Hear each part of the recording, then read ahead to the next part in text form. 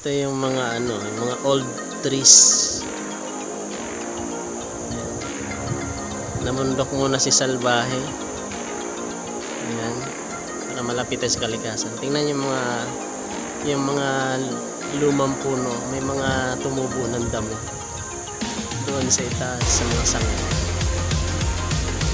Ayan. Hanggang doon sa dulo. Yung mga siya. Yung mga tumubo na siyang damo sa katawan. Sobrang katanda. Ayun din yung isa. Ayan, mga tumubo na damo. Ito lang mga ube dito. Mga berries. Oh guys, anong tawag dito sa ano na? Ayan, bunga na yan. Berries.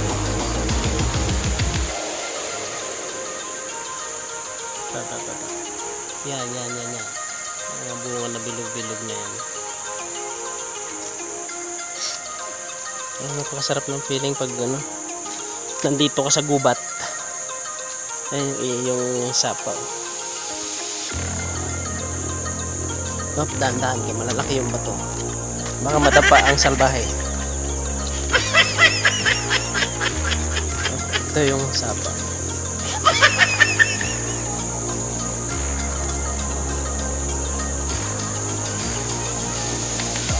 So, nandito tayo ngayon sa pagsanghan. Actually, gusto sana namin makarating doon sa pagsanghan falls, kaso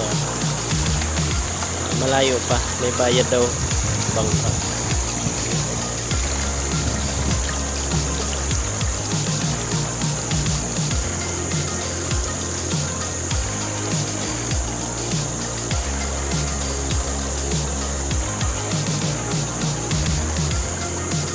Ito naman, ang lalaki ng mga bato. Sarap mag-hiking.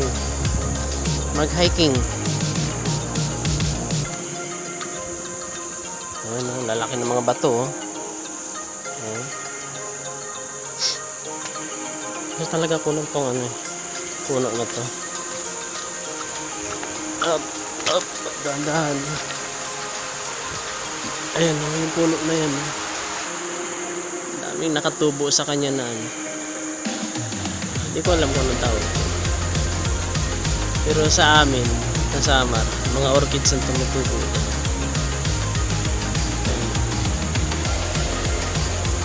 Ang galing. Tapos ito, yung mga bunga na to. Ano kaya tawag dito sa mga bunga na to? Ayan, ang dami.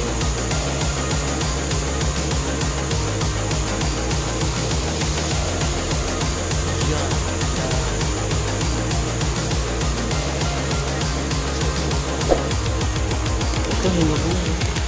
Putikman ko kaya.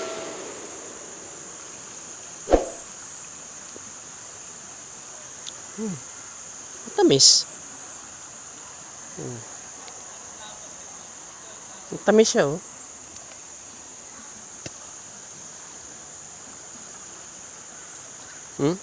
Tinikman ko. Matamis siya. So, yan for today's video.